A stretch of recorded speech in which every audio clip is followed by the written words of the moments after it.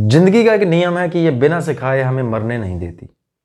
तो मैं राजन आपके साथ इस वीडियो के तहत सीखूंगा बेसिक्स ऑफ मैथ। ये जो सीरीज जो चल रही थी इसके तहत आज आप कवर करेंगे समांतर श्रेणी, जिसे इंग्लिश में कहा जाता है अर्थमेटिक प्रोग्रेशन। अर्थमेटिक प्रोग्रेशन होता क्या है? अर्थमेटिक प्रोग्रेशन है एक समूह, संख्याओं का समूह, क्वांटिटीज का समूह, जिसमें संख्याओं को लिखा जाता है right, left to right.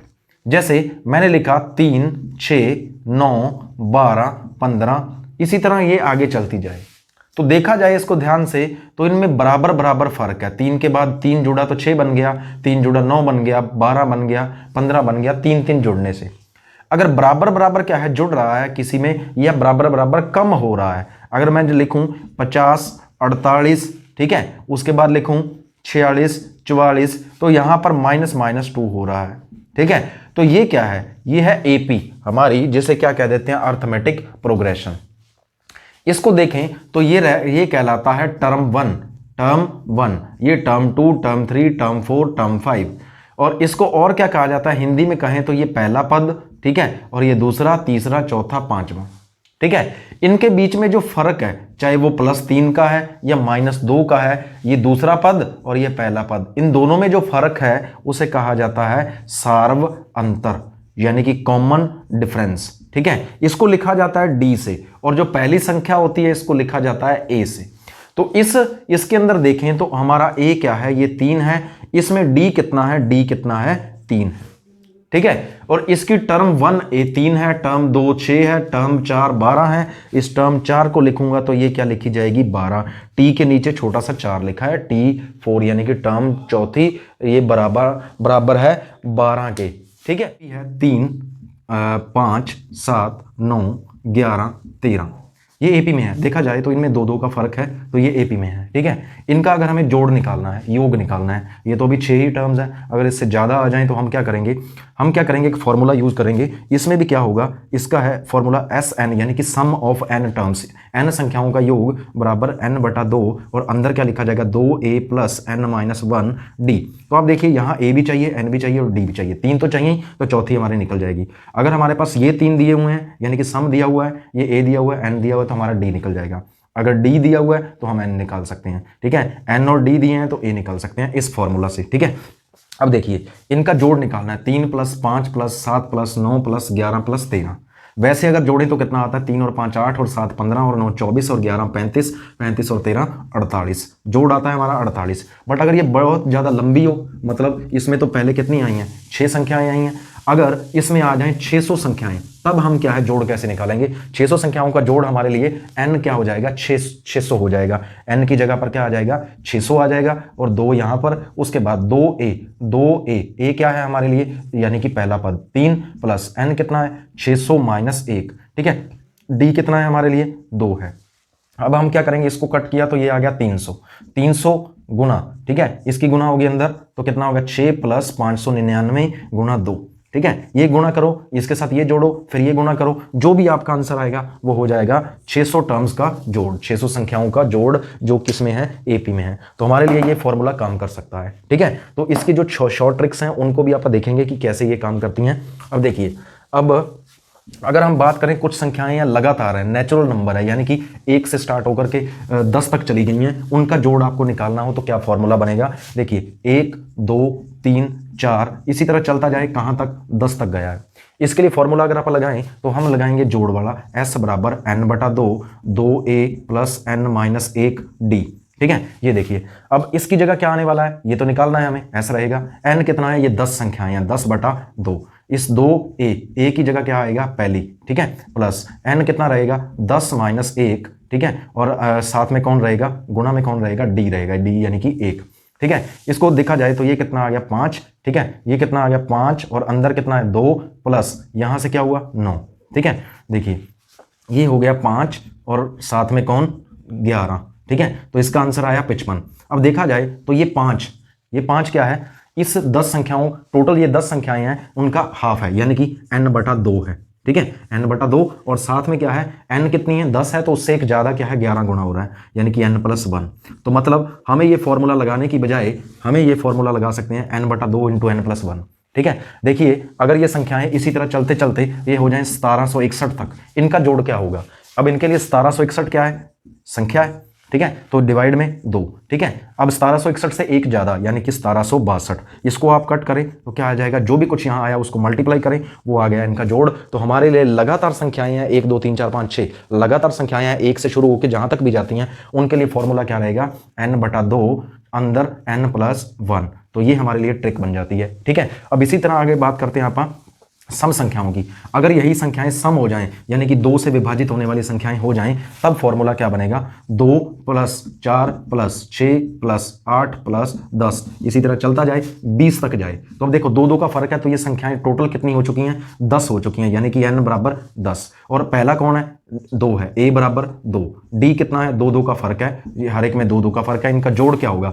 s = n/2 और अंदर क्या लिखा जाएगा? 2a + n-1d, ठीक है। अब हम बात करेंगे कुछ इसके फॉर्मूलाज की। जैसे हमारे पास है 5 10 15 20 और ये आगे चलती जाए, तो देखा जाए तो ये है प्रथम पद, ये दूसरा, ये तीसरा, ये चौथा। अगर आपको कह दिया जाए इसका 35वां पद ज्ञात करके बताइए 35वें नंबर पर कौन आएगा, तो हमारे लिए जो n हो जाएगा वो होगा 35। और यहां पर देखिए जो पहला होगा, पहले को क्या किससे लिखते हैं हम? a से। और इनके बीच में डिफरेंस देखा जाए तो सभी में डिफरेंस +5 का है, तो +5 हमारे लिए क्या हो गया? ये हो गया d, यानी कि सार बनता।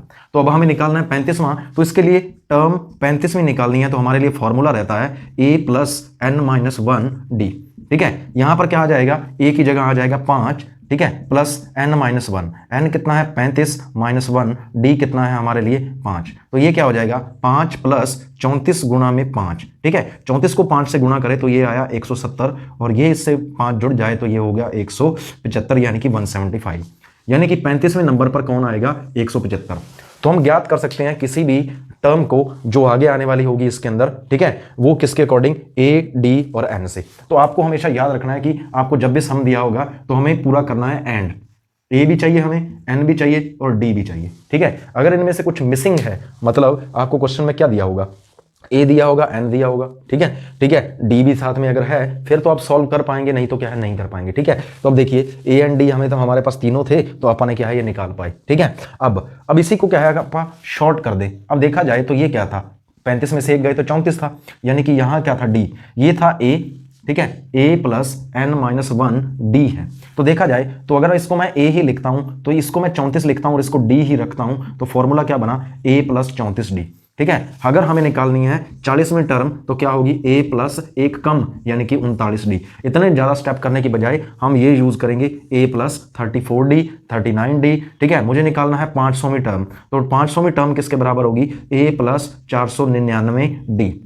अब इसी तरह अगर मैं आपको कह दूं कि ये सारे क्या हैं? ये हैं ये सारे मिल करके 1 2 3 4, ये लास्ट पर क्या है? लास्ट पर हैं 70, ठीक है। तो 70 हैं, तो 70 में टर्म क्या होगी? मतलब अंतिम को आप किससे लिख सकते हैं? l से लिख सकते हैं। तो उसके लिए भी क्या रहेगा? फॉर्मूला सेम रहेगा। हमें चाहिए a, n और d, हमारा एंड पूरा होना चाहिए, हमारा सवाल निकल जाएगा, ठीक है, ठीक है। जैसे इन चारों में क्या, इनमें क्या था? 4 चीजें थी, 1 2 और 3, ये चौथी निकालनी थी, ठीक है। अगर क्या होगा? इन चारों में क्या है? 3 ये दे दी जाए, ये दे दी जाए, ये दे दी जाए, हम d निकाल सकते हैं, ठीक है। इन चारों में 3 दी होगी और हमें निकालनी होगी चौथी, ठीक है।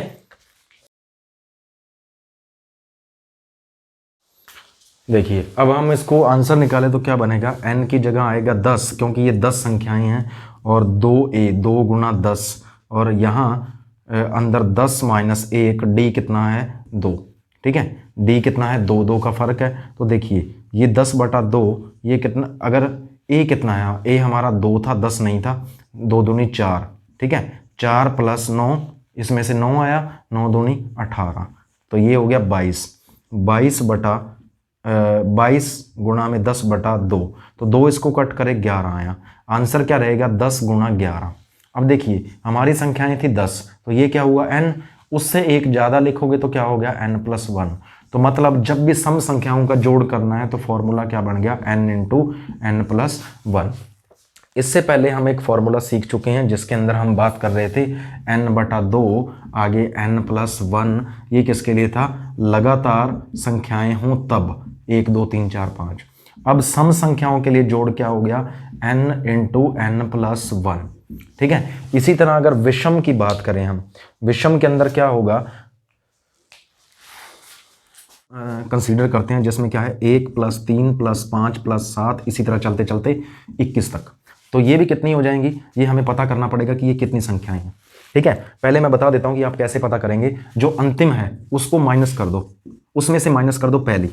ठीक है, अंतिम में से क्या माइनस कर दो, पहली। पहली माइनस कर दी आपने, तो पहली माइनस करने के बाद जो सार बनता है उससे भाग कर दो, तो कितना हुआ 20, 20/2 यानी कि 10, और इसमें 1 जोड़ दो, यानी कि कितनी संख्याएं हैं ये 11।